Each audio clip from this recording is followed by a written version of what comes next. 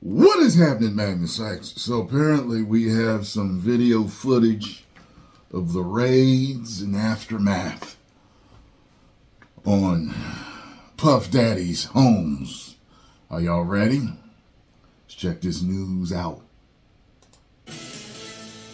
All right, take a look at this. Fox Brand and new video Friends. showing the aftermath of Monday's raids on the LA and Miami homes of music mogul Sean Diddy Combs as part of an ongoing federal human trafficking they tore up the house. investigation.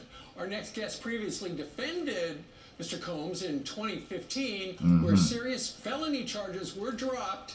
Attorney Mark Aragos joins us live right now. Mark, good morning. Tore that house up. Good morning to you too. So, what do you think's going on?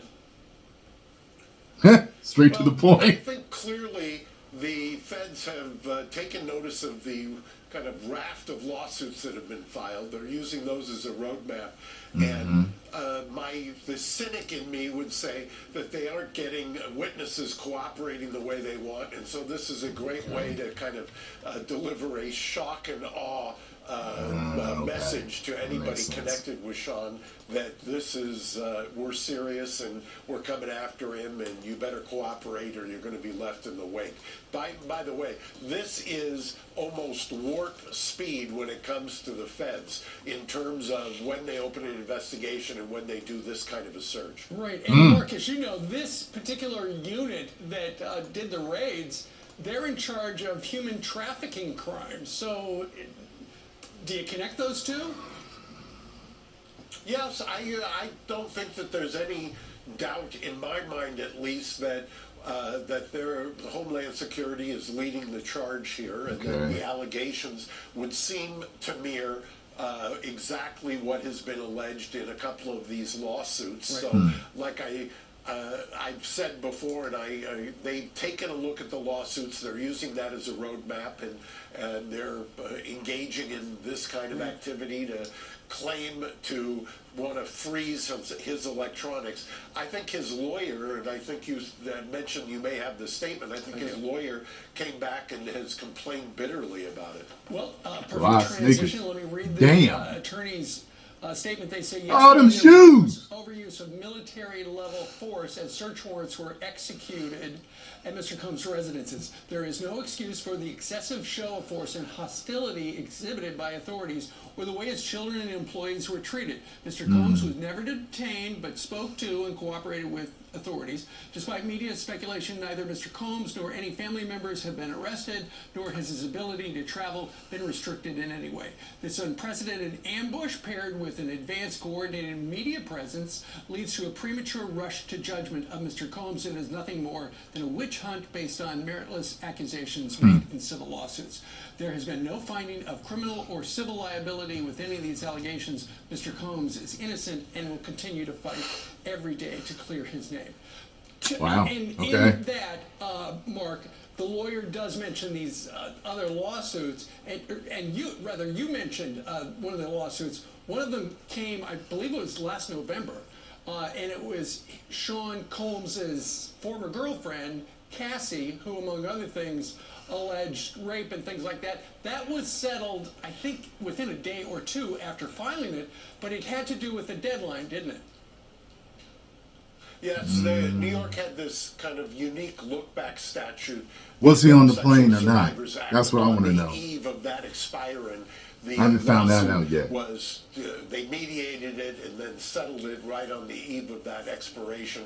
That kind of triggered some of these other lawsuits that also jumped on right after the fact. But I think his lawyer's got a point, and it's obvious, at least to anybody who does this for a living, that those were kind of the scripts from which the Department of Justice is singing on these lawsuits.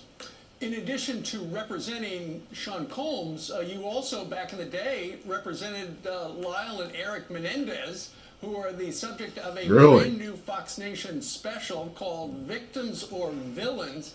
Here's a snippet where a juror talks about the defense. Testimony of all the family members for the defense made a huge impression upon me that they were supporting Lyle and Eric. As soon as Jose took either one of the boys into their room. The door was locked behind him. And Mark, you're part of this special, but one of the things you have been talking They're about from when I is was these growing up. rulings, And I was these a convictions kid. should be overturned because they should argue they defended themselves in self-defense. You know, what happened here is in the first trial, they had two separate juries, one for Lyle, one for Eric. Those juries Really? overwhelmingly found it was not a murder case, it was a manslaughter case, but they were hung.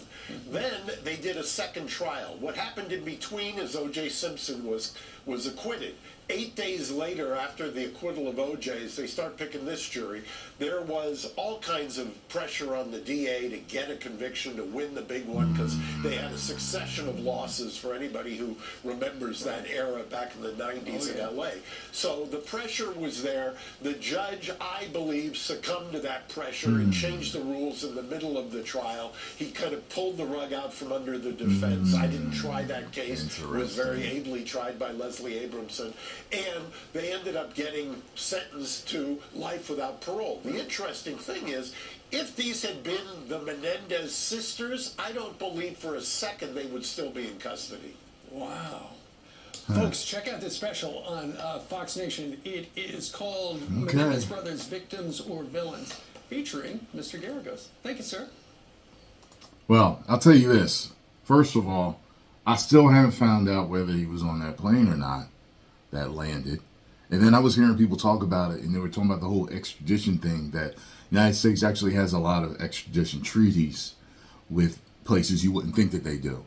And a lot of times they will extradite you if there is no death penalty. If the death penalty is thrown out, they'll extradite them. That's interesting. I don't know exactly why that is. Like, why would they protect the possible criminal that they're extraditing from the death penalty? Like, I don't get how that works. They didn't go into it when I was listening to this video. I want to know if he was on the plane.